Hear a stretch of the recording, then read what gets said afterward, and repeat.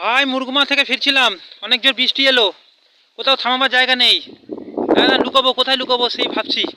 হ্যাঁ, এই যে গরু ফরু নিয়ে আসছে, অনেকে লুকাবার জায়গা কোথাও নেই। তারপর এই ঘরটা দেখলাম, এই যে মধ্যিখানে একটাই ঘর, এইখানে আমরা লুকিয়ে পড়লাম আর এই গাড়িটাকে ঢাকলাম আর আমরা এর ভিতরটায় চলে এলাম।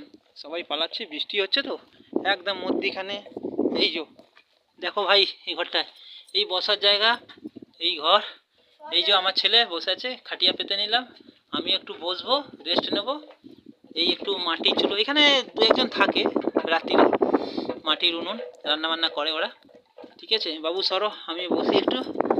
বাবারে, খুব জোরে বৃষ্টি হবে। এই যে ইনি এক মহিলা ছাগল আর গরু নিয়ে চলে যাচ্ছেন। ঠিকই, কি বলবো, এখানে লুকাবার জায়গা কোথাও নেই।